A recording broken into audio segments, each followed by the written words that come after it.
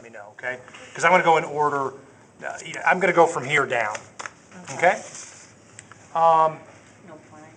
As far as oral cavity, we tend to not pin that. We pin what's in oral cavity. So gingiva are the gums. Vestibule is in between the cheek and gums, okay? Hard palate will be anterior. We don't have the jaw broken. Soft palate's going to be way back there. Papillae, back of the tongue, the bumps, okay? And then lingual frenulum is the flap right here, and we'd pop a pin right through it like that, okay? So that's pretty much the mouth. As far as your salivary glands, parotid is at the base of the ear, and you'll have the parotid duct going to the corner of the mouth, and I believe this is it right here. So base of the ear, parotid, going to the corner of the mouth. Submandibular, the mandible's here, so submandibular glands will be here.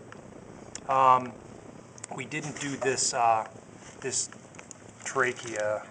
You know what? It's not a bad one. Let me pop this real quick. Just under transverse jugular. And I don't know if I got a little bit of we have super glue. The epiglottis, well, I snipped a little bit of it. It was right here. This is the glottis, so the epiglottis would be here and it would cover that flap. So this flap should be a little bit longer, so I got that a little bit. Sorry. Trachea is here.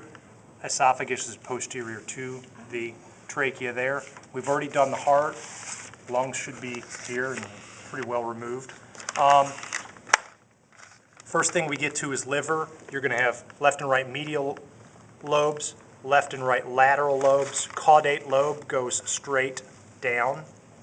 Caudal means footward. Okay. Stomach.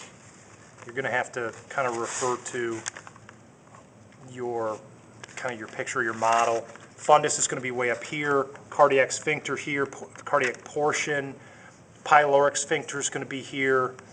Pyloric portion. Rugae are the wrinkles inside the stomach, so you'd have to open it up. I don't know that we want to do that with this one. This is the lesser curvature with the lesser omentum. Here's the greater curvature with the much greater omentum, the big fatty apron that was covering all of this stuff.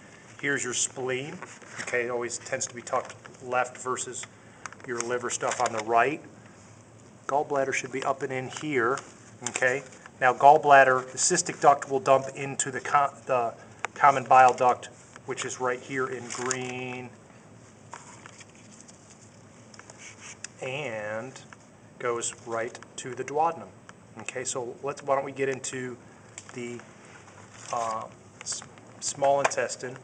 I would pin duodenum coming right off the stomach. So here's the stomach, I'd pin duodenum while it still has, here's the pancreas, while it still has pancreas attached to it. The next is jejunum, and I would just pin it very obviously right in the middle of all the intestine. And then kind of have to find your cecum, which is the big, cecum means pouch, so here it is.